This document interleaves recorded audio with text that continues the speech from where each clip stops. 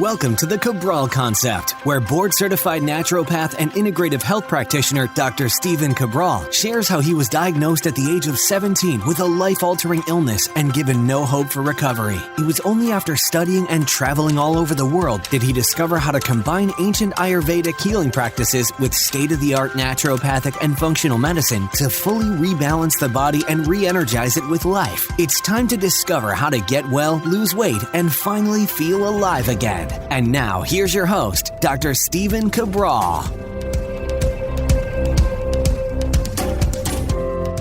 Hi, everyone, and welcome back to the show. We are here today with our Training Thursday edition of the Cabral Concept. Looking forward to chatting about all things science of exercise recovery. And we're going to make this real world applicable. That means that everything we go over today, yes, it can be helpful for those in the healthcare profession, for personal trainers, yoga instructors, Pilates, etc. But what I want to do is share this with you if you're designing your own at-home workout, you're following a workout online or out of a magazine that you may have picked up or a book, or you're simply working with your personal trainer and trying to design the best workout program for you. So it's always been my opinion that, yes, you should absolutely seek out the advice and coaching of experts. There's no doubt about it. And right now, I mean, literally in this day of age, you can pick up a great book for maybe like $20 on workouts. You can work with a in-person personal trainer, even just once a week for maybe anywhere between $50 and $90 or so per session. Yes, of course, there's more expensive personal trainers, and yes, they usually are worth the money. And you can also do an online program for probably somewhere about the cost of one personal training session, maybe around $50 a month to $100 a month or so. And all of those are pretty great because you are getting, especially if you're using it, like if you did the breakdown on this, it might be $10 per workout. I mean, if you think about it, if you do 2 workouts per week or so, and that was just $10 a workout, which is a pretty great deal, especially if you're doing these at home, then that's going to be $80 or so for the month. And that's, again, I look at it as that's a great investment. Part of the reason why I like these things myself is that if I'm paying the money, I'm going to say, well, I don't want to waste the money, so let me use that. So again, there's a lot of great programs out there right now. There really are. And you can even start with the book if you'd like. Some people aren't as motivated with the book because there's nothing to follow along with. But, you know, really to each their own. My thing is I want to get people out there moving.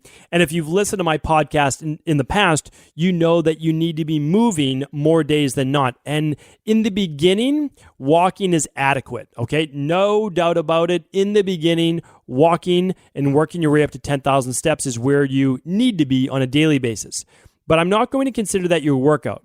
I'm going to consider that your natural human physical activity, that if you want to reap the benefits of health and longevity, cholesterol, blood pressure, type 2 diabetes, anti-cancer, etc., you want to be getting in your 10,000 steps. Of course, if you're at the average of 3,500 steps per day, well, you're going to use my formula that I've spoken about in the past to simply work your way up each and every week by about 500 to 1,000 steps. It's not difficult, and I know it sounds so simple, and it honestly, sometimes it doesn't even sound like it's worth it, but getting those 10,000 steps a day, life-changing. Not overnight, but over a month. That's always the problem with natural health, is that if you get in a great natural health program, 12 weeks later, you will almost not even believe where you've come from.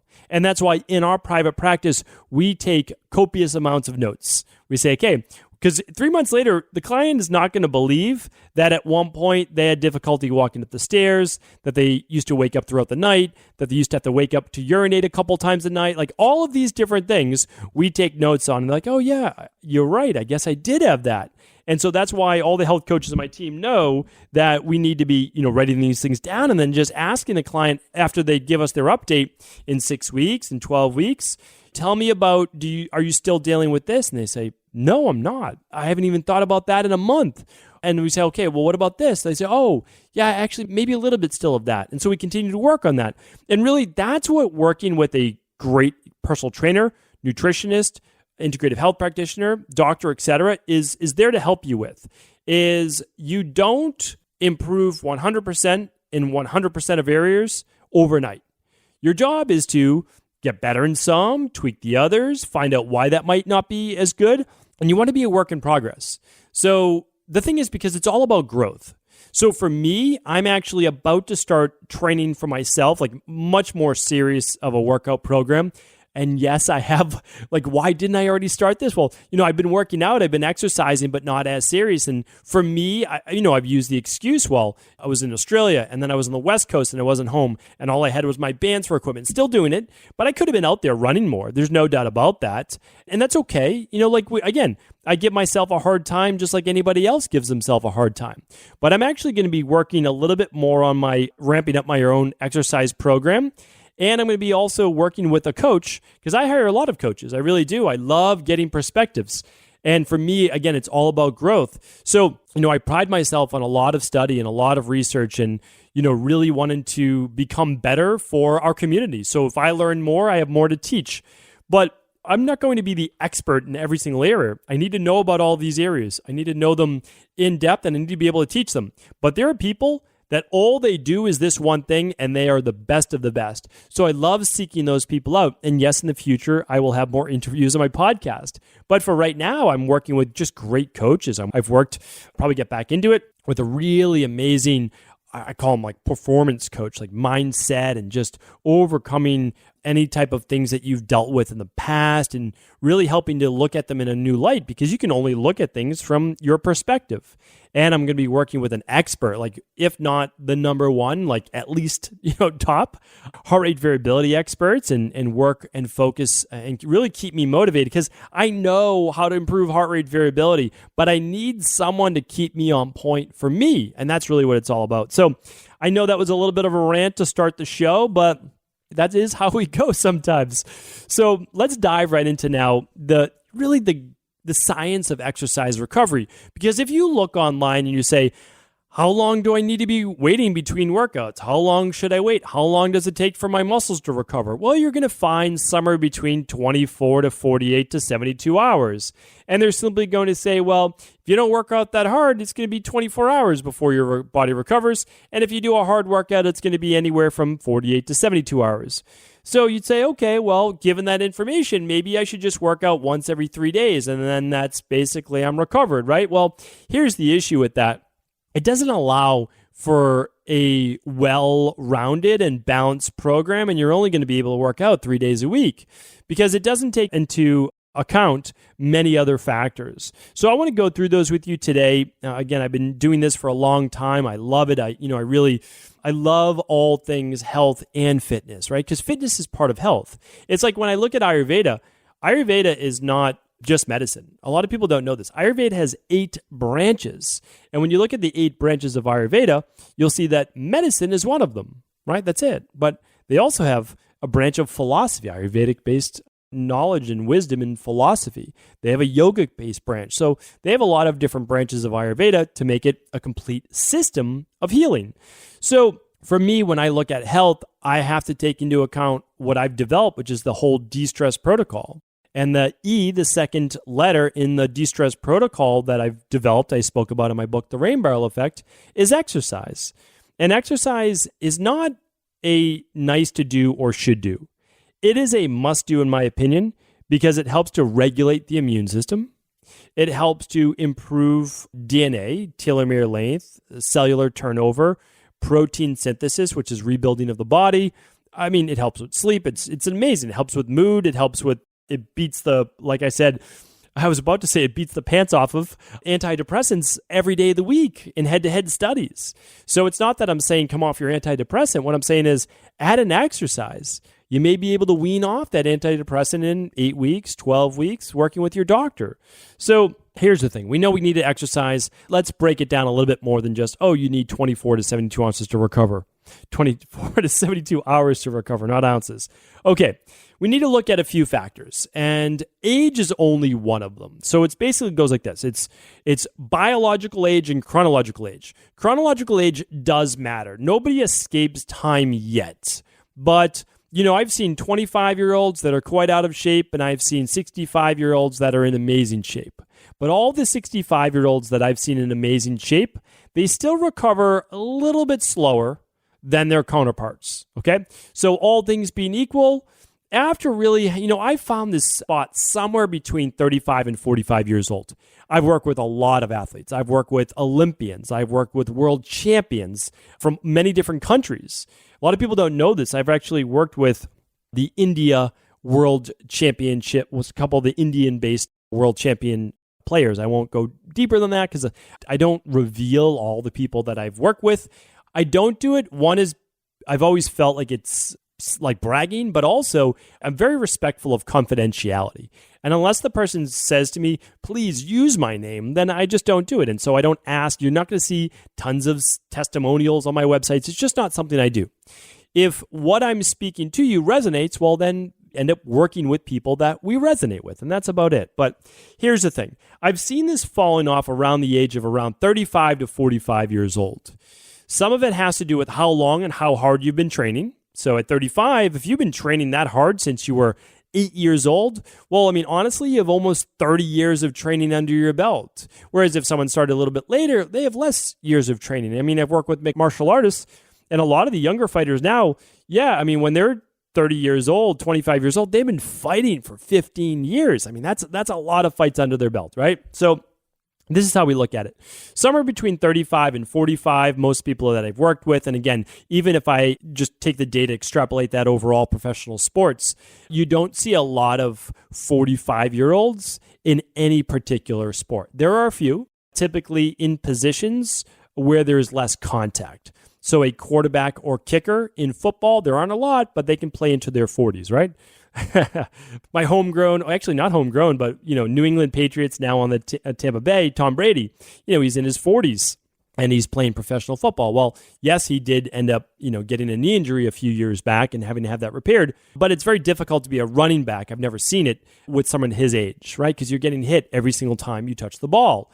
So again, it has to do with sport, but for everyday people we're talking about, myself, probably you as well, we're saying that age matters. You're going to need a little bit more recovery time somewhere after the age of 35 to 45 years old, depending on, again, just how well you take care of your body. We'll be talking about that. And then there's also training maturity.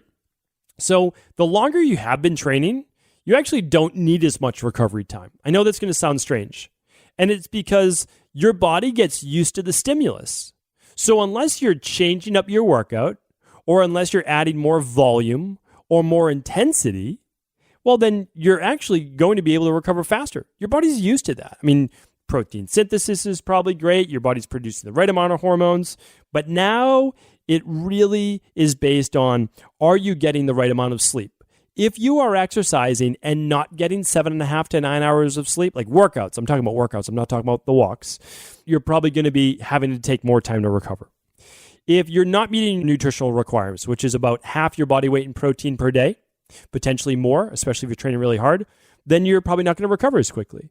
If you're not using any nutritional supplements, like a good multi, good omegas, like just normal, great nutritional supplements, hopefully biofunctional medicine-based brand, you're not going to recover as quickly. All the ones we recommend and use are at Equilibrium Nutrition. You're welcome to check them out. You can go with any company that you feel is great. But you need to make sure that you are meeting your daily requirements. Very, very important. And then a huge one is this: overall stress in your central nervous system. Yes, working out is a stressor. That's a physical stressor. And if you have a demanding job, like let's say that you do landscaping or you dig holes, like one of my buddies as well, who's in his early 40s, late 30s, early 40s. That's a demanding job. And then to work out on top of that, well, that's a lot of physical stress. But most people don't understand the toll that mental and emotional stress takes on their body and their nervous system. That also tires you. Remember, that is a sympathetic nervous system. If you're in fight or flight, if you're worried, if you're anxious, if you're scared, if you're overall stressed, it affects your CNS, your central nervous system. And so does more exercise. So we just have to be careful with that. That's all. Again, like over-caffeinated, overstressed, mentally, emotionally strained, not getting enough sleep, not getting enough nutrition and protein. All of these things matter. And then there's one more key before I get to your workout programs. There's one more key. It's the intensity of your workout. So this matters wherever you are in your life. If you're doing very strenuous, hard workouts where almost every workout is to failure, you need more days off. So I'm going to start to take you through some workout models right now. But I want you to think about where you are. How's your nutrition? Diet always first, right? Diet's number one. So do you have a good whole food nutrition diet where you're getting 7 to 9 servings of fruits and vegetables every day, mainly vegetables, brightly colored?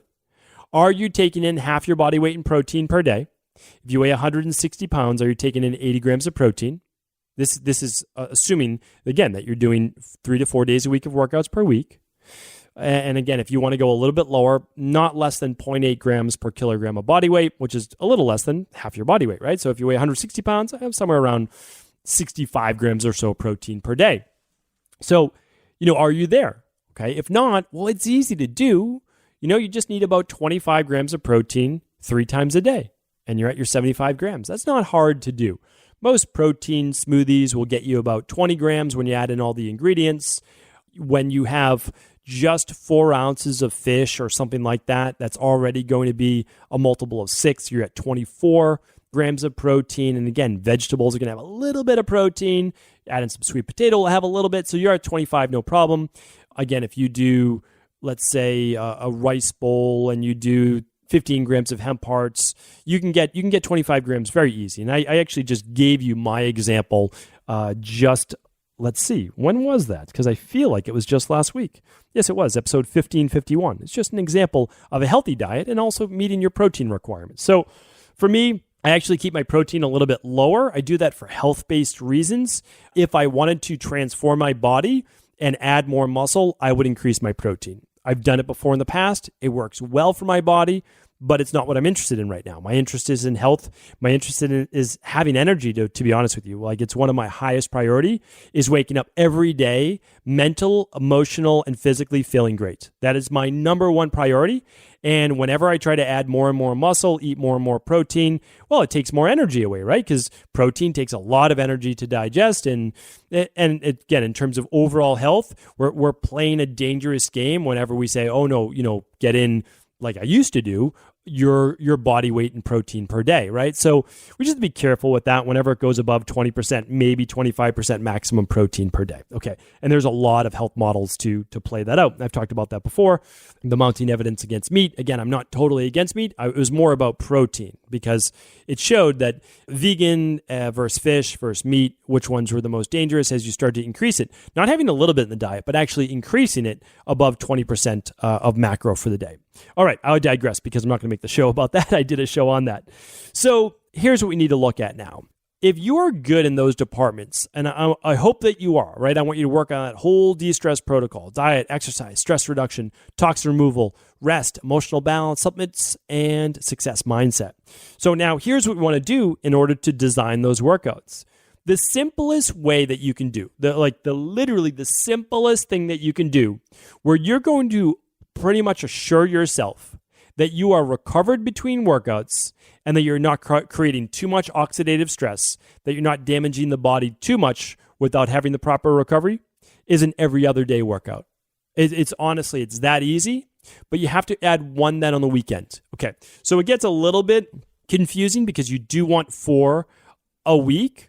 So you could do Monday, Wednesday, Friday, Sunday. That's perfectly acceptable. And then you would go Tuesday, Thursday, Saturday. You would kind of just keep going like that, and it would end up averaging like 3 to 4 workouts per week, 3.5 workouts per week. But I really want you to get 4. So I'm going to show you how this works. So to get the 3 every other day workouts, we're talking about resistance workouts with your own body weight, with bands, with kettlebells, with sandbags, with barbells, dumbbells, whatever you want to use, a mace, like you name it, you can use it. And they're all great. And you want to get in at least 2 strength training workouts per week. But let's say right now that we're going to get 3 in. 3 is fantastic, right? So we're going to do Monday, Wednesday, Friday. It's going to be a full body workout. Okay, I'm going to get into splits in just a second. So let's say you do a full body workout and you simply do 1 exercise per body part. 1 for chest, 1 for shoulders, 1 for back, 1 for, let's say, quad dominant, 1 for knee dominant, and let's say 1 for hip dominant, which would be more like the hamstrings. So you're going to get in 5 exercises to 6 exercises or so per workout. And you can set it up as a circuit. You can set it up as 2 trisets. If you don't know what those are, check back. You can go to stephencabral.com/podcast, type in any keyword you want in that search box, and you'll be able to find it. If you can't find the show that you want an answer to, head on over to cabralsupportgroup.com and ask our community. my health coaches will help you find that show.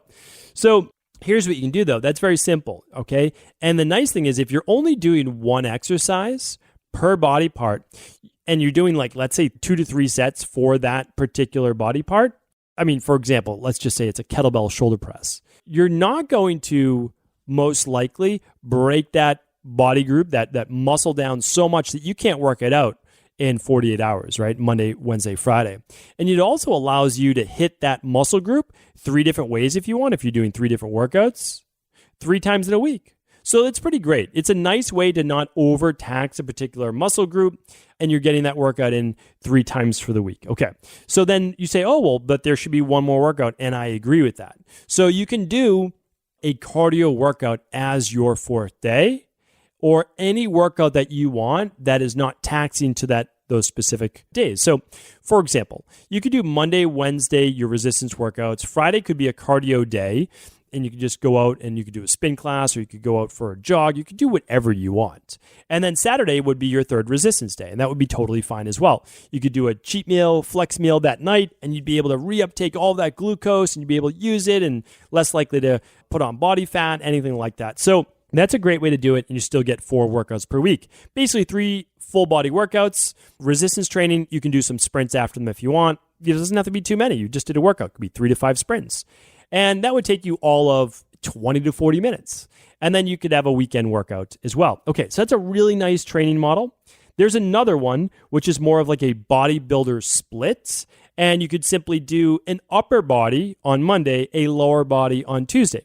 Now, here's the thing though. When you're doing your lower body movements, let's say it's a deadlift or Romanian deadlift, you're going to be using a lot of those back muscles as well. So it gets a little bit more complicated. You would definitely want to work with a personal trainer or coach in this, because if you are doing, let's say, upper body workouts on Monday and you were picking exercises for your lower body on Tuesday, you might do more like, let's say, pull-ups or lat pull down, something like that on a Monday, where then you'd be doing more of like a pull with your Romanian deadlifts on a Tuesday. So again, the splits is a little bit more complicated. You definitely don't want to come up with your own program for that. I really recommend either using a book, an online program, working with a coach to come up with that for you. But what it allows you to do is work more than one exercise per body part on those particular days. And it could even be something, and then get more fancy if you'd like, but some people will do pull upper body, push lower body. And all that means is they're doing pull exercises would be like lat pull downs or pull ups in particular. I'm not going to go through all of them.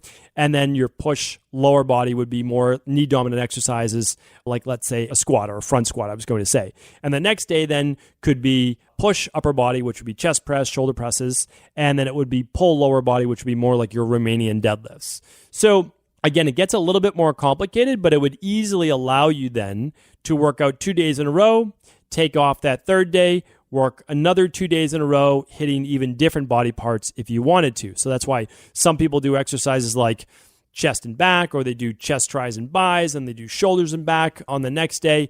I don't do any of that anymore. I used to. Did it work for me to put on more muscle? It absolutely did. So I'm not going to say it doesn't work, but unless you're really training to put on a lot of muscle and you're looking to do those specific exercises, it's just much easier to design full body workouts. It really is. But again, it's to each their own, and I don't have an issue if people are training and they're doing it smartly. So I have no problem with that at all. But you can see how you could easily do 2 days in a row if you weren't working the same muscle groups, because you allow the muscle groups you did work to recover, and you're not going to work the muscles you worked on Monday until Thursday, because on Tuesday, you're going to work different ones, and then Wednesday is a day off, and then Thursday you pick back up with new ones. So you could easily do Monday and Tuesday and Thursday and Friday, and you get 4 days there, and then you could take the weekends off to recover if you'd like, or you can do a cardio day. So really simple, really straightforward. I gave other examples in my book as well, in the rain barrel effect, which was closer to this.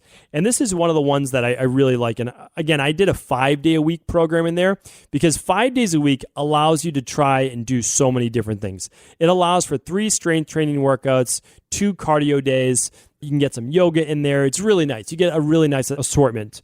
But for most people, what I've really come up with is that I think most people could do a Monday, Tuesday, Thursday, Friday. I just think that it's more realistic. They could do it. And we're talking about the reason why I like more workout days is that you only need to do a 30-minute workout. You really do. You can get it done in 30 minutes. I really believe that. You can do some foam rolling afterwards. You can do some stretching. You can work on your breath work. You can do more. You can absolutely do more.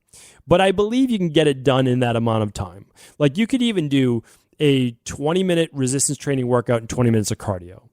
And you could do 30 minutes of resistance training and 10 minutes of sprints. You can get a lot in 30 to 40 minutes. And I know we just increased that real quick right there to 40 minutes, and I'll admit it. But you can get a lot in. You can do a 20-minute resistance workout and 10 minutes of sprints. So you can do a lot. And Monday, Tuesday, Thursday, Friday would allow you to do it. And here's how it would work.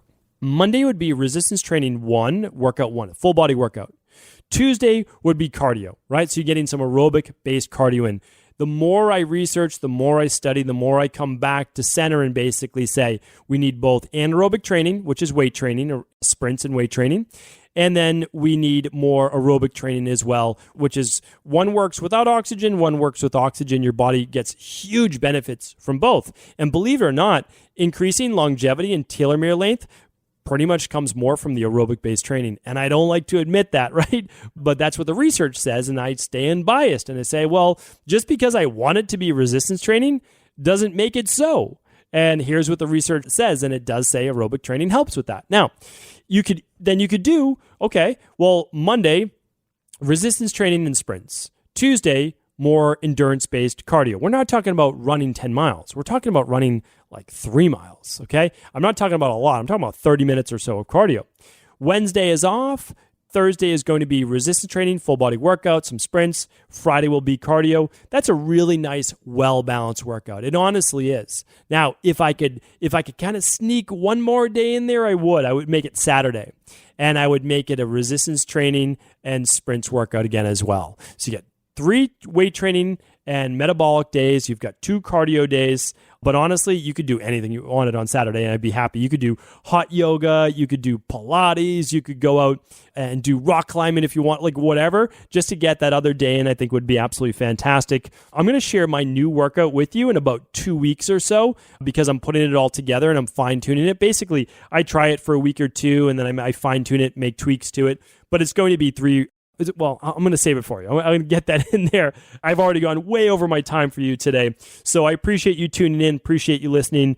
Please let me know, again, if you have questions. A lot of these splits have to do with your goals, whether it's physique-based, strength-based, or overall body transformation. But as long as you know that 1 to 2 workouts in a row, take a day off or so, or if you're not taking that day off, make sure that you are alternating your cardio and weight training, or at least getting then a little bit more advanced with splits.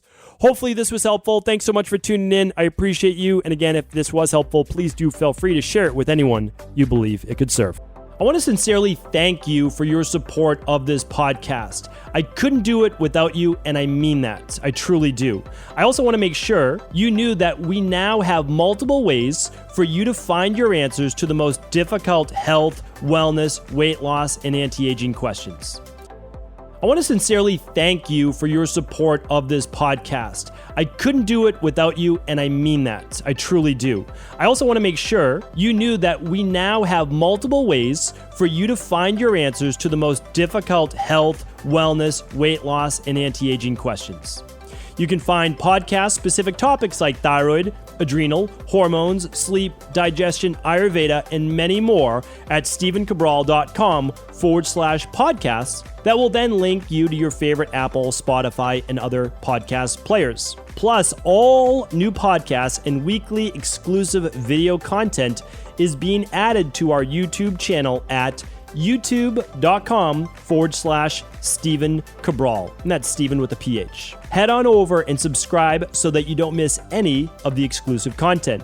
Lastly, if you've ever found any of my podcasts or books to be helpful, I would really appreciate it if you could leave a review on iTunes or your favorite media player for the podcast. Rating and subscribing to the YouTube and podcast allow me to reach more and more people and help spread my mission of healing throughout the world. Thank you again for being a part of this movement.